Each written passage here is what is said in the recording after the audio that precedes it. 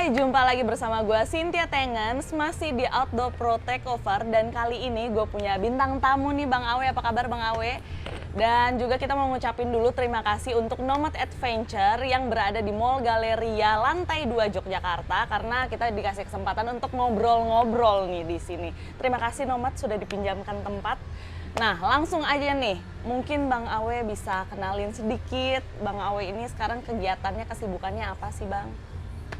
Kalau untuk kesibukan sekarang sih masih prepare untuk lanjutin ekspedisi 30 juz, cuman lebih khusus ke etapa 3-nya karena udah selesai etapa 1 dan 2 sih. Oke, kita akan masuk lebih dalam lagi ke situ, tapi nanti karena sebenarnya gue pengen tahu nih Bang, kalau misalkan Bang Awe ini pertama kali terjun ke dunia outdoor atau dunia alam bebas ini kapan sih sebenarnya?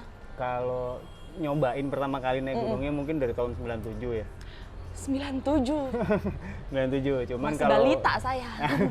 kalau untuk bisa menekuni di tahun 2003, 2004 udah mulai Menekuni ya? menekuni, bener-bener udah mulai oke lah, ini kayaknya bisa dikembangin jadi mungkin dari profesi segala macam itu dari tahun itu. Oke, Bang Awe boleh cerita nggak sih ke teman-teman di rumah juga pasti pengen tahu nih kayak gue nih Bang, pertama kali Bang Awe terjun ke dunia outdoor tuh penyebabnya apa? Apakah memang ikut temen kah, atau diajakin saudara kah, atau otodidak kah, atau gimana? Triggernya tuh apa?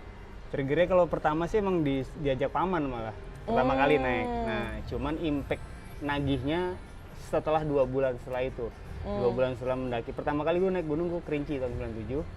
Nah pulang Kerinci 97, habis itu naik ke Gunung Gede sama teman-teman. Nah dari situ kayak berasa enak ya di atas ya.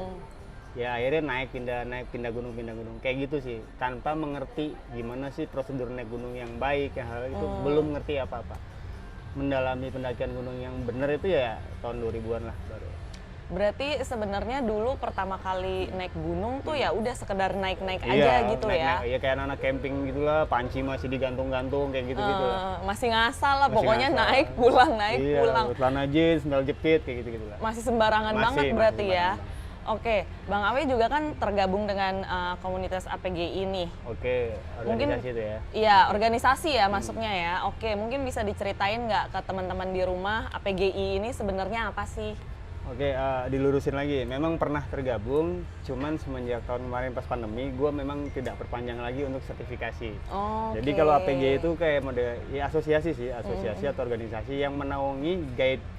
Jadi sertifikasi profesi di situ, guide itu dijadikan profesi yang punya sertifikasi biar kalau misalkan menghadapi pasar bebas segala macam, ada turis dari luar, kita percaya bahwa kita sudah tersertifikasi gitu, bahwa benar-benar ada standarnya. Kita sebagai guide yang tersertifikasi itu punya standar masing-masing.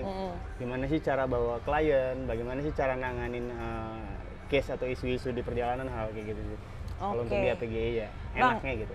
Bang dulu kan tergabung di APGI berarti terakhir kali udah nggak memperpanjang sertifikasinya ya, tapi memang pernah tergabung dulu. Tapi mau nanya dong Bang, kan teman-teman gue juga banyak nih yang tergabung di APGI.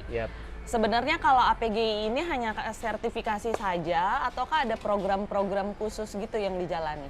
Banyak banget program khusus. Jadi APGI itu selain juga sebagai wadah dari beberapa guide yang melakukan sebagai guide gunung gitu kan. Jadi sertifikasi mereka tuh banyak banget buat naikin kayak model orientasi gunungnya seperti apa, dapat pelatihan lagi, terus gimana sih pelatihan ngadepin untuk ngejamu tamu, terus servis lah ya. Terus masalah pendidikan bentang alam, terus masalah PPGD, hal kayak gitu sih diajarin, ada sertifikasinya dan ada pelatihan-pelatihan khusus dari mereka. Oke. Nah, itu. Bang Awe mungkin boleh jelasin juga nggak ke teman-teman di rumah nih yang mungkin masih awam dan pengen tahu kenapa sih Bang Awe memilih untuk menjadi pemandu gunung, dan apa sih bedanya pemandu gunung, porter, atau sekedar penunjuk jalan nih? Apa sih bedanya itu semua? Oke, kalau misalkan milih jadi itu karena suka awalnya ya, suka naik gunung, terus kenapa kegiatan yang gue suka nih jangan sampai cuma ngabisin uang, gimana apa yang gue suka tuh menghasilkan. Nah, akhirnya betul. cobalah dengan cara apa, awalnya nggak langsung guide, pernah jadi driver gunung juga, habis itu ke Driver porter. gunung tuh kayak gimana? Jadi misalkan ada teman-teman yang ada melakukan open trip atau private trip, nah gue yang nganterin mereka ke base camp dari kota ke base camp. Awal itu Driver buat ke base campnya terus ya. ke porter dulu, porter baru udah punya pengalaman segala macam, baru pindah ke guidingnya kayak gitu. Terus bedanya apa sih guiding sama porter gitu kan? Iya kalau Sama penunjuk jalan. Oke, kalau penunjuk jalan sih lebih bukan ke sifatnya berkesinambungan ya, tapi dia lebih bisa apa ya, stay-nya di satu. Biasanya kalau penunjuk jalan, kalau misalkan kita tanya aja lewat mana Pak, misalnya oh lewatnya sini, hanya itu aja. Kalau untuk guide-nya sendiri bedanya, dia harus lebih mengetahui bagaimana sih model trekkingnya, bagaimana sih kondisi trekkingnya, bagaimana sih ya informasi-informasi yang ada di dalam situ, yang kira-kira peserta atau pelaku pendaki gunung itu harus tahu. Wajib tahu, misalkan jarak tempuh dari shelter 1, shelter 2 berapa jauh, berapa lama, medannya seperti apa, sumber airnya di mana. Yang biasanya guide harus tahu, dan guide nggak cuman harus tahu itu, cuman gimana caranya dia sebagai orang yang bisa mencairkan suasana, mungkin lebih agak sedikit komedi, terus orang yang bisa memberikan semangat pada saat tamu-tamunya itu mulai pada drop mentalnya. Nah, hal kayak gitu yang mungkin kalau misalkan kita tergabung dalam asosiasi pemandu gunung itu ada pelatihan-pelatihannya, jenjangnya agar kita bisa terlatih menghadapi masalah-masalah kayak gitu. Nah, itu untuk guide. Kalau porter lebih ke bagaimana mereka mempersiapkan atau membantu pada saat pelaksana pendakian gunung itu membawa barang yang lebih berat. Agar peserta ini yang mungkin tidak terbiasa banget naik gunung, mereka terbantu pada saat beban yang dibawa itu sih. Oke. Itu sudah dijelaskan nih sama Bang Awe apa aja perbedaannya nih. Semoga teman-teman di rumah bisa memahami ya bedanya apa aja. Nah Bang Awe, gue masih punya pertanyaan sebenarnya. Kalau jadi pemandu gunung seperti Bang Awe ini, apakah harus punya skill atau pengetahuan tertentu sebelum misalkan masuk dengan organisasi yang memang ada pelatihannya? Sebelumnya apakah pemandu gunung yang tidak tergabung dengan organisasi deh? Oke. Harus punya skill dan pengetahuan apa sih? Betul, kalau misalkan pemandu bisa aja orang mentasbihkan dirinya sebagai pemandu, bisa aja. Yang membedakan pada saat mereka bergabung di asosiasi, mereka tersertifikasi dan diakui di negara bahwa mereka benar-benar sudah menjalankan profesi guide itu sebagai profesional. Nah itu bukan nggak boleh tidak bergabung, boleh aja, mangga sok. Cuman yang jelas mereka benar-benar harus menguasai bagaimana sih cara servis tamu, bagaimana sih cara penanganan darurat medis PPGD-nya, bagaimana sih mempelajari bentang alam, bagaimana, nah hal kayak gitu yang mereka harus kuasai. Dan minimal kalau misalkan melakukan guiding ke satu gunung A, kita ambil contoh misalkan Gunung Gede, setidaknya mereka sudah sangat paham banget dengan apa yang ada di Gunung Gede, treknya seperti apa, hal kayak gitu. Minimal itu sih. Dan jangan coba-coba bawa tamu itu hanya sekedar bawa tamu tapi dia tidak mengerti manajemen risiko, itu repot tuh. Manajemen risiko mereka nggak paham. Itu mah penunjuk jalan kali ya. Gitu. Kalau guide kan nggak cuma yuk antar jalan bareng, nggak gitu. Tapi manajemen risiko seperti apa? Jika terjadi sesuatu, mereka paham gimana sih cara penanganannya. Kalau misalkan terjadi cedera, mereka paham. Terus membaca situasi berdasarkan cuaca tuh mereka paham hal kayak gitu. Jadi semua sih bisa aja jadi guide gunung tanpa harus melalui asosiasi, sah-sah aja. Hanya pada saat kita menerima tamu atau klien dari luar negeri, biasanya cenderung mereka memilih sertifikasi kamu apa. Kalau mereka tidak punya, ya klien-klien dari luar biasanya memilih untuk tidak memakai yang tidak punya sertifikasi gitu aja. Klien dari luar memilih yang punya sertifikasi mungkin karena dianggap lebih legit, lebih standarisasinya ada lah jelas, gitu ya, standarnya jelas. Oke. Nah kalau dari pengalaman Bang Awe nih selama menjadi pemandu gunung, ada kendala-kendala apa aja sih yang pernah ditemui di lapangan? Kalau kendala sih kengeyelan biasanya ya. Ngeyelan siapa nih? Pesertanya kah? Kengeyelan peserta biasanya. Oke. Ya cuman kita sebagai pemandu kan ya nggak bisa juga langsung serta-merta bahwa kalian harus ngikutin kita. Kalau gue sih lebih pilih, gue bakal tahu calon klien atau calon tamu gue seperti ini. 1 minggu sebelumnya kita kasih arahan apa yang mereka harus lakukan persiapannya. Misalkan untuk persiapan peralatan mereka harus siapin checklistnya A, B, dan C ini. Persiapan olahraganya apa aja mereka harus siapin, hal kayak gitu-gitu. Kalau misalkan yang sangat berarti di kondisi di lapangan ya sakit yang mereka tidak jujur biasanya. Misalkan ada serangan jantung, ya, terus mereka alergi, terus ya macam-macam lah jenis penyakitnya dan mereka tidak jujur di awal. Nah, pada saat mereka tidak jujur di awal, biasanya kita kurang persiapan untuk mengantisipasi hal itu. Nah, itu repot biasanya kayak gitu. Jadi baiknya kalau pada saat mau naik gunung, ikut trip, ikut apapun, ya siapa yang bertanggung jawab di situ, kita sebagai peserta ya harus jujur. Artinya walaupun mereka nanti menemukan hal yang benar-benar itu terjadi, mereka sudah siap. Gitu sih. Nah, masalah itu yang sering terjadi. Sering terjadi sebenarnya kendala ketidakjujuran calon peserta. Oke, padahal kalau jujur persiapannya bisa lebih matang, perjalanannya juga betul bisa resikonya diminimalisir ya. Betul. Oke. Bang, boleh nggak Bang Awe juga cerita sedikit tentang Karawang Peduli? Oke. Apaan sih itu gitu? Karawang Peduli. Kepo nih guys. Karawang Peduli itu sebetulnya kayak bentuknya yayasan ya. Yayasan yang bergerak dalam bidang kemanusiaan, sosial dan kemanusiaan. Jadi lebih berfokus penanganan kayak model musibah banjir, terus pokoknya bencana alam segala macam sampai ke pengurusan anak yatim dan jompo.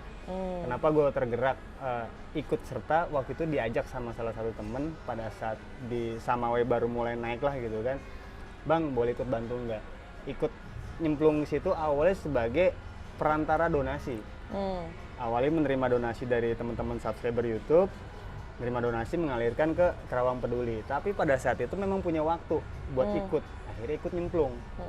Nah, ikut nyemplung ternyata kok sejalan, akhirnya teruslah jalan. Jadi mulai penanganan banjir Sukabumi, hal kayak macam-macam lah daerah hampir seluruh pelosok Indonesia, bahkan terakhir ikut bareng mereka tuh di Semeru gitu kan, pada saat erupsi Semeru. Ya, pelayanan masyarakat lah gitu. Oke. Kalau dari perjalanan Karawang Peduli ini boleh ceritain sedikit nggak Bang? Pengalaman paling seru atau paling tidak dilupakan deh. Di mana ketika lagi ngapain nih? Kalau seru sih tidak ada yang seru dari kata menyenangkan ya, tapi serunya tuh pada saat kita bisa ngebantu apapun itu, sekecil apapun, pada orang yang benar-benar membutuhkan secara mata kita gitu. Kalau kita sering dengar, wah di sana ada bencana alam, kasihan orangnya diungsikan, tidak tidur segala macam. Nah, pada saat kita terjun ke lapangan, kadang bahkan kita bisa miris melihat lebih jauh. Mereka dapat makan, ya makannya lauknya sembarangan. Yang mungkin kita sendiri kalau dikasih kita juga nggak akan mau makan. Nah, hal-hal kayak gitu yang akhirnya kita tahu sebetulnya tuh mereka butuhnya bukan itu loh. Mereka tuh butuhnya ini loh, gitu kan. Jadi serunya gitu, kita jadi bahkan lebih tahu secara detail dan jujur apa sih yang mereka butuhkan. Oke, gitu. Berarti lebih bisa melihat lebih dalam. Betul, ya. makanya lebih seneng terjun ke lapangan tuh karena akhirnya tahu. Gitu. Oke, Bang Awe boleh nggak kasih tahu sedikit nih untuk teman-teman di rumah, kalau misalkan teman-teman di rumah ingin mengikuti kegiatan sosial seperti itu, bisa kemana? Apakah memang bisa mengikuti Karawang Peduli atau kontribusinya bisa dalam bentuk apa saja? Betul. Kalau misalkan ikut komunitas-komunitas atau yayasan seperti itu sebenarnya banyak kan. Yayasan kayak model Yatim, Dompet Duafa itu juga mereka menerima relawan, bahkan kayak model ACT atau apapun. Nyebut merek nggak apa-apa, ya, ACT kayak gitu kan. merek. Misalkan relawan Indonesia atau masyarakat relawan Indonesia tuh berhak siapapun. Bahkan secara mandiri kita juga misalkan ada bencana kita bisa berhak datang ke sana, cuman ada prosedur. Kalau misalkan kita sebagai perorangan mau langsung terjun ke lapangan, minimal kita harus tahu di sana bencananya apa sih. Oh, bencananya A. Oke, kalau gue datang ke sana, gue kira-kira bisa bantu apa sesuai dengan disiplin ilmu yang kita punya. Betul. Misalkan kita, gue bisa menggali sumur atau bikin apa. Oke, gue akan datang ke sana untuk gali sumur. Untuk gali sumur itu butuh alat apa, misalkan cangkul, linggis segala macam. Minimal kita bawa, jangan sampai kita datang untuk merepotkan orang lain. Betul. Sedangkan di sana juga lagi butuh bantuan. Betul. Nah itu repot. Kadang-kadang orang gini, di sana lagi bencana alam, beruduk ke sana, ribuk selfie segala macam, ada status sampai sana bingung mau ngapain. Betul. Jadinya Bahkan beban ya malah ya. Itu jadi beban. Jadi wisata bencana dan juga jadi beban Ya, untuk itu masyarakat yang terkena bencana. Betul. Mohon maaf, tapi Kesedihan emang gitu terakhirnya ya. itu tuh yang di Semeru terakhir. Itu parah sih. Iya, iya. Parah banget itu. Iya sih, sempat di beberapa tempat bencana juga bahkan sampai dinaikin spanduk, ini bukan tempat selfie, yang kayak gitu-gitu kan Bang. Nah Banyak, Bang, banyak. kalau misalkan melihat sedikit nih dari cerita Bang Awe tadi kan masih sangat singkat nih, jadi saya masih hanya bisa menyimpulkan di atasnya saja. Bang Awe dari hobi naik gunung, kemudian menjadi pendaki gunung, kemudian juga tergabung dengan komunitas yang memang peduli akan sesama, komunitas sosial. Jika harus memilih, cuman boleh milih satu nih, Bang Awe milih pendaki gunung, jadi pendaki gunung tetap, Oke. pemandu gunung, atau berkegiatan sosial? Kalau misalkan boleh milih, ya itu bisa dijalanin berdua sih ya, maksudnya sejalan ya. Buktinya terjadi sama program yang gue jalanin sekarang. Oke. Tapi kalau memang harus memilih, ya gue pilih ya untuk berkegiatan sosial. Karena untuk pendakian gunung segala macam, lebih untuk memperkaya atau menyenangkan diri sendiri. Tapi kalau untuk kegiatan sosial, ya manfaatnya justru malah lebih banyak orang lain dibanding kitanya. Itu sih. Jadi Kalau membahagiakan ya, banyak orang, juga diri kita sendiri juga ikut bahagia ya. pasti. Oh mantep nih Kalau Bang naik Awe. gunung kan belum tentu, gue seneng orang lain belum tentu kan. Betul, Gitu orang aja lain, sih. ih enaknya dia naik gunung gitu, malah nyinyir. Padahal mau Bisa kita aja. kerja ya. Betul, ya, jadi curhat kan. Nah Bang Awe, tapi kalau misalkan kegiatan Bang Awe kan banyak banget nih. Gimana sih caranya mengatur waktu, bisa kegiatan sosial, bisa tetap jadi pemandu gunung, bisa naik gunung? Iya, seperti yang tadi gue bilang, sebenarnya bisa jalan berbarengan. Contohnya gini, pada saat gue ekspedisi ke Sumatera misalkan, gue jadi guiding juga, gue ekspedisi juga, gue berkegiatan sosial juga. Jadi sepanjang jalan gue mau tujuannya ke gunung A. Kadang gue posting, gue mau naik ke gunung sini, siapa yang mau naik gunung bareng. Nah, biasanya mereka langsung jadi peserta trip gue. Nah, sepanjang perjalanan dari titik A ke gunung tujuan, kita menemukan lokasi-lokasi yang kira-kira, oh kayaknya kita butuh membantu di sini nih, ya kita lakukan di situ. Yang dibutuhkan lebih atau effort lebih adalah tenaga sama waktunya jadi lebih panjang. Itu aja. Cuman kegiatan sosial tetap bisa jalan, naik gunungnya tetap bisa jalan, profesi pendakian atau jadi guide-nya juga tetap bisa jalan. Itu sih yang sampai sekarang. Pernah nggak sih ngerasa capek ngejalanin semuanya itu? Enggak. Kalau capek fisik sih iya, cuman kalau capek hati kayaknya enggak sih, happy-happy aja, seneng-seneng aja. Malah seneng-seneng Malah aja ya? seneng aja gitu, karena ini adalah keputusan yang gue ambil dan gue rasa apapun keputusannya gue harus tanggung jawab itu aja. Nah Bang Awe, Bang Awe juga kan tergabung dengan Samawe Adventure. Bisa ceritakan nggak ke teman-teman di rumah apa sih Samawe Adventure ini? Oke, jadi Samawe Adventure itu emang sekarang bentuknya forum ya. Forum atau ormas lah mungkin kalau dari segi apa namanya kekuatan hukum ya, karena memang Samawe Adventure Nusantara sekarang udah bentuknya berbadan hukum ya, bentuknya forum. Nah, Samawe Adventure sendiri awalnya itu travel. Awalnya travel, memang pendirinya, foundernya sendiri gue sendiri, dan sekarang tuh sudah ada beberapa orang di dalam Samawe Adventure. Itu kegiatannya apa sih? Lebih ke arah konten creator kalau dari sisi apa namanya, untuk mencari uang atau usaha segala macam, tapi untuk Samawe Adventure Nusantaranya dalam bentuk forum atau organisasi yang non profitnya itu lebih bentuknya kayak Kerawang Peduli. Cuman saya itu lebih fokus untuk ke anak-anak yatim. Saya pembangunan musola sama renovasi musola minor lah, masih renovasi minor karena dananya juga memang pribadi dan ngambil berapa persen dari hasil YouTube Samawe Adventure gitu. Sama ada beberapa subscriber yang ikut menyumbang, ikut donasi, ya itu yang kemarin. Oke, kita akan bahas lebih dalam lagi nanti, Bang, soal program-program yang sedang dijalankan sekarang. Oke. Jadi jangan kemana-mana, tetap tunggu kami akan kembali di Outdoor Pro Takeover.